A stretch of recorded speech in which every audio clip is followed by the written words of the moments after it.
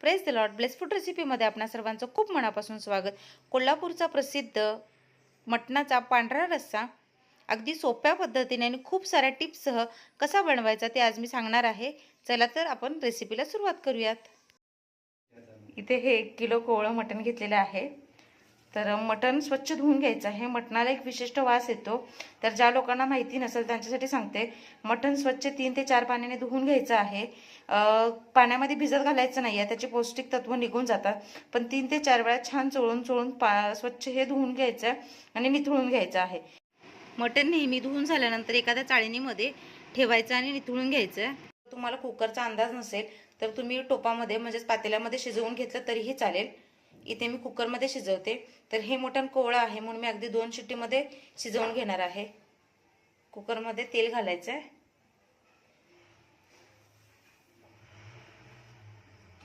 इथे मी 2 चमचे तेल घातलेलं आहे. तेल छान गरम होऊ देऊयात. तेल छान गरम झालं की त्यामध्ये बारीक चिरलेला कांदा घालायचा आहे. कांदा छान परतवून घ्यायचा आहे. मी ते अगदी थोडंसं मीठ घालते. कांदा आपल्याला परतून घ्यायचा आहे. तर कांदा खूपही करपूस भाजून घ्यायचा नाहीये. कांद्याचा रंग हलकेसा बदललेला आहे.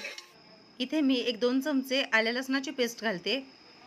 इथे आपण पांढरा रस्सा बनवतोय त्यामुळे कोथिंबीर घालायची नाहीये, फक्त आल्या लसणाची पेस्ट घालायची आहे. तर 1 किलो मटणासाठी मी 2 मोठे चमचे आल्या लसणाची पेस्ट घातलेली आहे. पेस्ट थोडी परतून घेऊयात. तर मटणाला थोडी चरबी असते त्यामुळे मी इथे तेल कमी घातलेलं आहे, कारण चरबीयुक्त मटण असेल तर त्याला तेल सुटतं. तर हे पहा, पेस्ट छान परतली की यामध्ये आपण थोडीशी हळद घालणार आहोत. तर पांढरा रस्सा बनवताना हळद नाही घातली तरीही चालेल, पण इथे मी या मटणापासून तांबडा रस्सा आणि सुक्क देखील बनवणार आहे, त्यामुळे इथे मी थोडीशी हळद टाकलेली आहे. हळद टाकून हे छान मिक्स करून घ्यायचं आहे. तुम्ही हळद नाही घातली तरीही चालेल. आता यामध्ये आपण जे धुवून घेतलेलं मटण आहे ते घालूयात. मटण छान मिक्स करायचं आहे. कांदा भाजताना देखील आपण थोडं मीठ घातलं होतं, त्यामुळे मीठ चवीनुसारच घालायचं आहे. ज्या वेळेस आपण मीठ घालून मटण शिजवतो त्याची चव खूप छान लागते. मटण छान मिक्स करून घेतलेलं आहे. तर मटण मिक्स केल्या लगेचच यामध्ये पाणी घालायचं नाहीये, नाहीतर मटणाला तितकी चव लागत नाही. तर यावर मी असं कुकरचं झाकण उलटं ठेवून एक थोडा वेळ वाफवून घेणार आहे. एक 3 ते 4 मिनिट मंद आचेवर हे छान वाफवून घ्यायचं आहे, जेणेकरून मटणाची टेस्ट याच्यामुळे आणखीन वाढते. एक 4 मिनिट हे मध्यम आणि मंद आचेवर छान शिजलेलं आहे. मटणाचा रंग बघू शकता तुम्ही, रंग देखील बदललेला आहे. आणि यामध्ये आपण अजिबात पाणी घातलं नव्हतं, तर वाफेमुळे याला पाणी सुटलेलं आहे. आणि ही प्रक्रिया केल्यामुळे मटणाची चव अतिशय छान लागते, मटणाची चव वाढते आणि त्याचे सत्व टिकून राहतं. तुम्ही डायरेक्ट पाणी घातलं तरी काही प्रॉब्लेम नाही, पण मटणाच्या चवीमध्ये खूप फरक पडतो. तर मटण बनवतानाच्या ह्या छोट्या छोट्या टिप्स असतात की ज्यामुळे मटण खूप छान टेस्टी होतं. तर आता यामध्ये इथे मी एका भांड्यामध्ये गरम पाणी करून घेतलेलं आहे. मटणामध्ये थंड पाणी घालण्यापेक्षा गरम पाणी घालावं, त्यामुळे मटण शिजतं देखील छान आणि चव देखील छान लागते.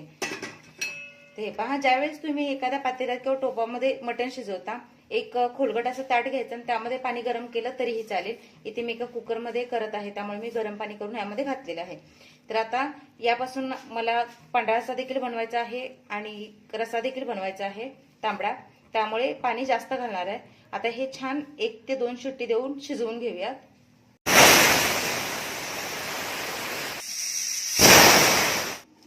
इथे मी ओलं खोबरं घेतलेलं आहे किसलेलं. तर खोबऱ्याचा जो वरचा भाग असतो तो घ्यायचा आहे. खूपही काळपट भाग घ्यायचा नाहीये पांढऱ्या रस्स्यासाठी. तर कोवळं खोबरं छान असं ओलसर असलेलं घ्यायचं आहे. ज्या प्रकारे आपण सोलकडीसाठी नारळाचं दूध काढून घेतो त्याप्रमाणे या खोबऱ्यामध्ये थोडं थोडं पाणी घालून मिक्सरला फिरवायचं आहे आणि एखाद्या चाळणीमध्ये किंवा एखाद्या सुती कपड्याने गाळून याचं छान आपल्याला दूध काढून घ्यायचं आहे. पांढऱ्या रस्स्यासाठी लागणारा बेस म्हणजे रस्स्याला जे घट्टपणा येतं आणि मस्त क्रीमी टेक्स्चर येतं. इथे मगज बी घेतलेले आहेत आणि इथे काजू घेतलेले आहेत. तुमच्याकडे जर काजू कमी असतील तरीही चालतील किंवा काजू नसतील तरीही चालतील, तुम्ही मगज बी घातले तरीही चालतील. पण जी मेन रेसिपी आहे त्यामध्ये काजूचा वापर केला जातो. तर मगज बी आणि काजू आहे ते पाण्यामध्ये भिजवत ठेवायचे आहेत. हे छान भिजले की फुगतात आणि त्याच्यामुळे मग पेस्ट बनवायला कमी वेळ लागतो. आणि इथे घेतलेला आहे मी 1-2 चमचे तीळ, पांढरे तीळ, एक अर्धा चमचा जिरे घेतलेले आहे आणि एक अर्धा चमचा खसखस घेतलेली आहे. तर हे आपल्याला तव्यावर छान भाजून घ्यायचं आहे आणि मग या सगळ्याची आपल्याला एक पांढऱ्या कलरची पेस्ट करून घ्यायची आहे. इथे एक पॅन गरम करून घेतलेला आहे. यामध्ये मी तीळ, जिरे आणि खसखस फक्त परतून घेणार आहे. हे पहा, याला अजिबात भाजायला वेळ लागत नाही, खूप वेळ भाजायचं नाहीये. थोडे चटचट भाजायला लागले, चटचटचा आवाज यायला लागला की आपल्याला परफेक्ट भाजून होतात. भाजून घेतल्यामुळे यांची चव आणखी वाढते, त्याच्यामुळे भाजून घ्यायचं आहे. हे पहा, अगदी काहीच मिनिटांमध्ये छान भाजून झालेले आहेत. जास्त वेळ ठेवायचा नाहीये, नाहीतर हे जास्त करपतील आणि मग रश्श्याचा आपला रंग बदलेल. काजू, बदाम, मगज बी, तीळ, जिरे आणि खसखस आता यांची आपल्याला छान पेस्ट करून घ्यायची आहे. मस्त अशी आपली पेस्ट तयार झालेली आहे. यामुळेच रश्श्याला दाटसरपणा येतो. मटण आपलं छान शिजलेलं आहे. आता मटणाचं जे पाणी आहे म्हणजे सूप, अळणी पाणी, ते आपल्याला पांढऱ्या रश्श्याला जितका हवं तितका काढून घ्यायचं आहे. तर पांढऱ्या रश्श्यामध्ये मटणाच्या फोडी घालत नाहीत, तर मटणाचा जो काही अर्क आहे म्हणजे मटण स्टॉक, मटण शिजवलेलं पाणी तेच फक्त वापरतात. तर जितका पांढरा रस्सा करायचा आहे तितकं मी स्टॉक काढून घेतलेला आहे. तर इथे ज्याप्रमाणे सोलकडीसाठी आपण नारळाचं दूध काढून घेतो म्हणजे नारळाचा रस घेतो तो घेतलेला आहे. जे अळणी पाणी आपण काढून घेतलेलं आहे म्हणजे मटन स्टॉक, तो यामध्ये घालून घेऊयात. तो खूपही गरम गरम उकळत असं घालायचं नाही आहे, त्यामुळे नारळाचं दूध फाटण्याची शक्यता असते. साधारणतः थंड असं किंवा कोमट तुम्ही यामध्ये मिक्स करून घ्या. तर खरी रश्श्याला चव असते ती अळणीमुळे, त्यामुळे जितकं आपण नारळाचं दूध घेतले त्याच्यापेक्षा थोडंसं जास्त किंवा तितकंच अळणी घेतलं तरीही चालेल.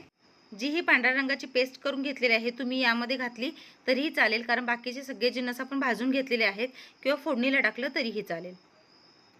तर फोडणीसाठी इथे एका कढईमध्ये मी बटर टाकलेलं आहे आणि थोडंसं तेल. तर बटर डायरेक्ट टाकलं तर ते जळतं, त्यामुळे त्याच्यासोबत तुम्ही इथे तुपाची फोडणी दिली तरीही चालेल.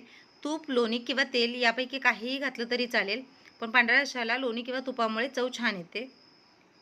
हे छान वितळून घेऊयात. इथे मी 2 तमालपत्र, 2 हिरव्या मिरच्या, 4 वेलची, 1 बदाम फूल, 1 दालचिनीचा तुकडा, 4 लवंगा आणि काळी मिरी घेतलेली आहे. मिरची ज्यावेळेस घेता त्याला एक कट मारायचा आहे म्हणजे ती तडकत नाही. तर अगदी मोजक्या साहित्यामध्ये याची फोडणी तयार होते. आता हे आपण फोडणीला घालूयात. हे छान परतून घ्यायचं आहे. तर खडे मसाले आणि जी हिरवी मिरची आहे ती छान भाजली गेली की यामध्ये जे आपण पांढरी पेस्ट करून घेतलेली आहे ती घालायची आहे. तर तुम्ही ही पेस्ट फोडणीला घातली तरीही चालेल किंवा जे आपण नारळाचं दूध आणि अळणी मिक्स केले त्यामध्ये मिक्स केली तरीही चालेल. तर ह्या छान असं परतून घेऊयात. आणि आता यामध्ये जे नारळाचं दूध आणि मटन स्टॉक आहे तो मिक्स करून घ्यायचा आहे आणि छान ढवळून घेऊयात. तर या रश्श्याला सतत ढवळावं लागतं. एकसारखं सोडून दिलं तर नारळाचं दूध फुटतं आणि रस्सा मग व्यवस्थित होत नाही. तर जे नव्याने स्वयंपाक शिकतात किंवा पहिल्यांदाच पांढरा रस्सा ट्राय करतात तर घाबरण्याची काही गरज नाही आहे. रस्सा हा उकळूनच घ्यायचा असतो. फक्त तो उकळताना एकसारखा आपण जसा तांबडा रस्सा सोडून देतो तसं सोडून न देता सतत छान ढवळत राहायचं म्हणजे हलवत राहायचं आहे.